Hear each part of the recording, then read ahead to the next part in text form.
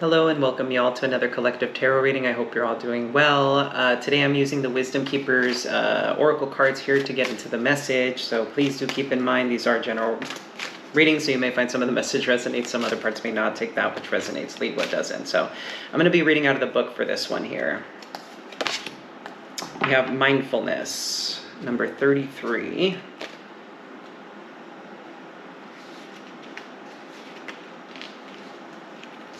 All right, so it says here, there is no situation on earth that cannot be used as a means to raise your frequency and open your heart to your inner divinity. The gift is mindfulness, shadow is forgetting, Siddhi, revelation. I'm not too sure what Siddhi means, but my mother was an angry woman, always censoring my father, claiming to help him by telling him how to be, what to do. Most of the time, he just took it, but sometimes he'd explode and it scared me. All I wanted was to get away from the tension and find peace. One day, a monk came through our town. I was only 4 years old, but I clung to his leg and wouldn't let go. It was like I had always known him. He asked my parents for permission to take me with him to the monastery, and they agreed, even though I could see that it broke their hearts. I spent the next many years living in silence, living far away from people. My days were spent meditating and tending to the tasks of the monastery and trying to forget where I came from. All I wanted was to attain liberation and leave the world of illusion. I was a reserved man who most of the time felt safe, calm, and at peace, until one week, for the first time since I was a young boy, my parents came to the monastery. My whole body recoiled, my heart raced, and I felt flooded by an intensity of feelings I had long forgotten. My teacher quickly stepped in. In a stern voice, he told me to be compassionate towards my parents and to tame my ego. In a way I'd never done before, I raised my voice in anger at my teacher, defending myself against attack as if he were my mother, telling me what to do, how to be. And suddenly, as the heat infused my cheeks, I remembered. The anger I felt wasn't about my teacher or my parents. This story I was living out, this suffering that flooded my whole body, was as old as time itself, so I watched my blood boil and felt my heart break. Then I looked at my parents, now in old, tired bodies, and saw the pain and confusion in their eyes. The visit marked a turning point in my life, and at the end of my stay at the monastery, that visit marked a turning point in my life and the end of my stay at the monastery. I was ready to remember and reclaim all that I was, am, and ever will be. It was my time to return to the beautiful, messy world. My gift to you, I am here to help you remember and to release you from the prison of your emotional life. Even if you want to speed up enlightenment, you can't. So give yourself plenty of permission to think, to feel, to desire, to react, to hide. Let nothing be forbidden. All I ask is that you be mindful of what you do. The first step in awakening is realizing that you've been asleep. So do not try to change your patterns or passions. Just recognize them. Ah, there I go again. Catch yourself forgetting your true nature. Learn to feel increasing comfortable with discomfort. In time, you will naturally come to realize that something more wondrous than you can imagine is looking through your eyes, thinking through your mind, and living through your actions. In the end, all of life shall remember itself through you, and all that you'll experience is the revelation of the eternal now. Questions for contemplation. How do you avoid intimacy?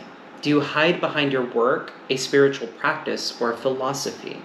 Do you sometimes find yourself offering unasked for advice or criticism, or surprised by others' reactions to what you say? If you weren't worried about being unenlightened, what feeling, desire, or need might you more easily see and own? Very interesting.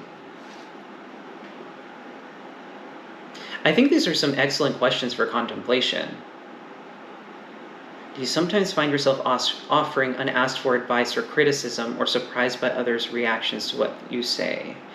How do you avoid intimacy? Do you hide behind your work, a spiritual practice, or a philosophy?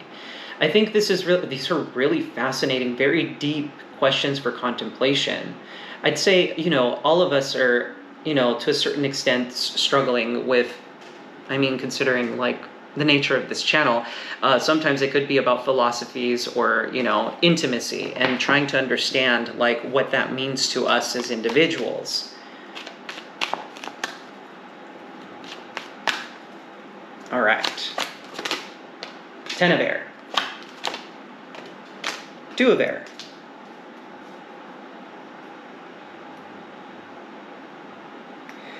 Ten of air today kind of gives me feelings of somehow like avoidance. And 2 of air today kind of comes through to me as like, there's this interesting level of like discernment coming through here from this 10 of air, 2 of air. For some of you, this could be in relation to authenticity, oddly enough, is kind of what this is giving me. Like, what does it mean to be your authentic self?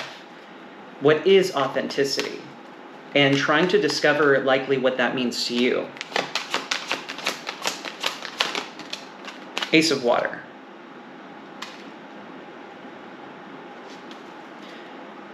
Through this, okay, so what I'm getting from this 10 of air, 2 of air, through whatever this experience is for you with the ace of water here, you're starting to listen more to your feelings rather than your thoughts. There's something here about the thoughts that are negatively impacting the emotional experience, which is why mindfulness is necessary in this matter. Some of you may have a tendency of getting very, very caught up in your head. You may be an overthinker. And so when you latch on to a certain idea, it might have this cyclical nature to it. Ace of water, follow the emotion, follow the well-being here. The well-beingness is in the emotions. This comes from a place in the heart space. And that's how you're discovering your authenticity is what I'm getting. And if this isn't authenticity, I mean, this is about authenticity for whatever reason. This is kind of what I'm picking up on, but there's also concepts of love, but it's like the love is in fact important, but it seems to be kind of like on the back burner, if that makes sense. Through discovering your own authenticity, it actually is somehow bringing you closer to love.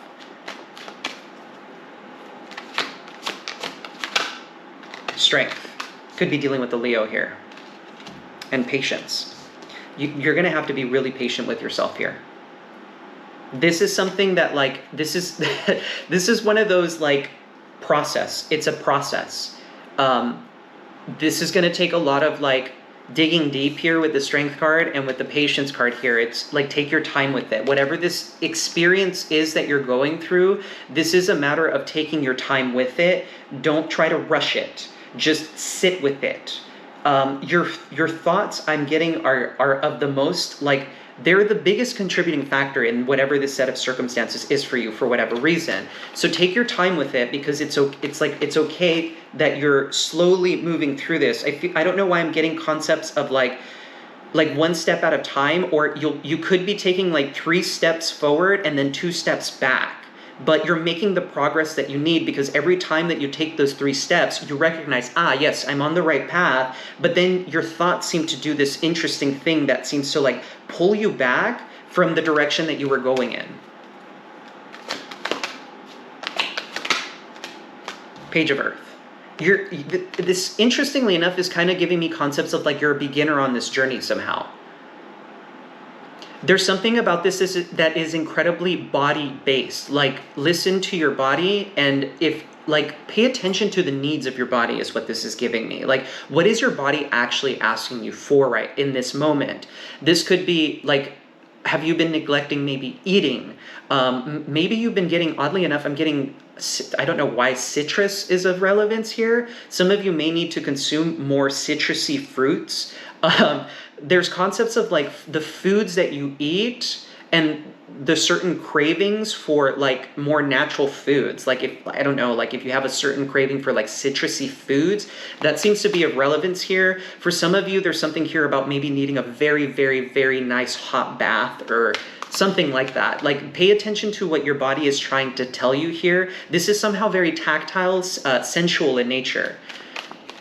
This is going to help you in getting out of your body. So if you've been spending a lot of time overthinking, take your time with it, listen to your heart here, listen to what your feeling space is telling you, and pay attention to your body. Because your body is actually trying to tell you what it is that you need right now, in whatever this process is. I'm getting specifically for a lot of you, this is very, very like a very personal matter maybe, or I'm not meant to really see into whatever this is because it's potentially even private. You may not even be necessarily sharing with people that you're going through this. Okay, oddly enough, we got the King of Earth reversed. There's something here about like, okay, so the king is obviously much more developed than the page, right? However, there's something here about like, what is this concept? Like it's okay to backtrack. It's okay for you to take a moment to backtrack and look at things differently here. Pay attention to your body here.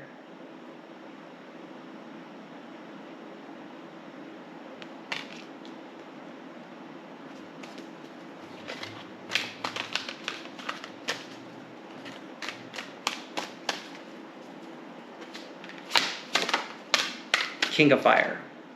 There's a lot of passion here. And in particular, there's a lot of passion here. For some of you, this could be an earth sign that you're dealing with, or a fire sign here. We do have Sagittarius and Leo on the board. But there's like I want to note that the heart space is active here while looking at this King of Earth reverse. So even though this King of Earth is showing up in the reverse, there's still a lot of like love being shown or felt towards this King of Earth reversed.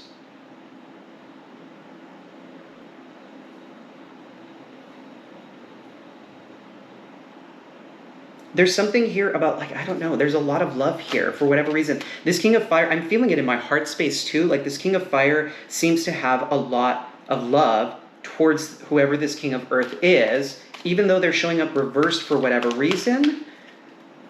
So for some of you, you could be dealing, now for some of you, there could be, like, I don't know if this is like a grandfather or a father experience, like something about the paternal in nature.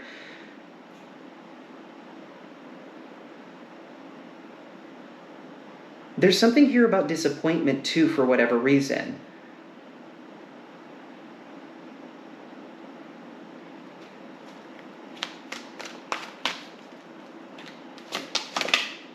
Ace of Air, there's like a moment of clarity about this.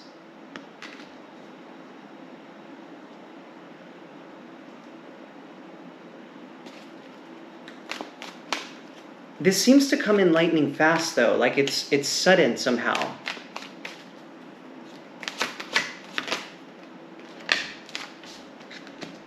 Messenger of Air, Six of Air.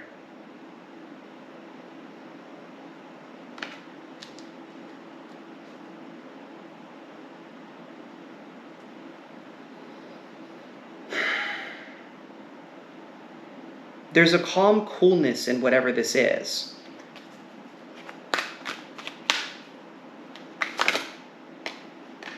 Three of Water.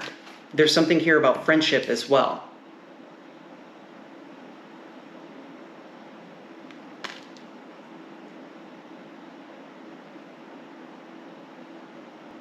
Bottom of the deck is the Hanged Man and the Five of Air. There seems to be, like, there's a matter here where things are being seen in a completely different light. There's definitely concepts of friendship here. I will say that much. There's concepts of friendship here. Whatever this is, it feels really good. This feels really, really damn good. There's a lot of feeling in this matter. A lot of deep feeling and happiness and joy. And like recognition moment. There's like a moment of recognition in whatever this is.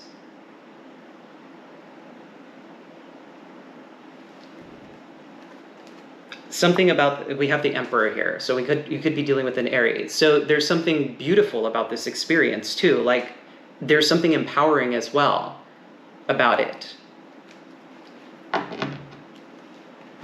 Very interesting reading. Okay, so with this mindfulness here,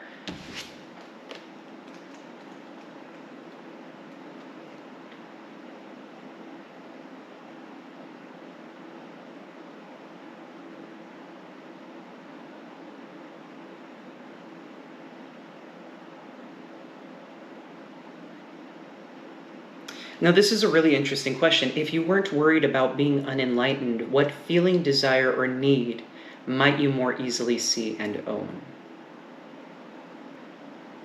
I think it's really fascinating to me today that it gives me like concepts of like spirituality and how sometimes spirituality can be this really interesting outlet for us when really what is needed here is like, as I was saying, Page of Earth, like paying attention to feelings of the body, like body-based feelings. What does the body need, right?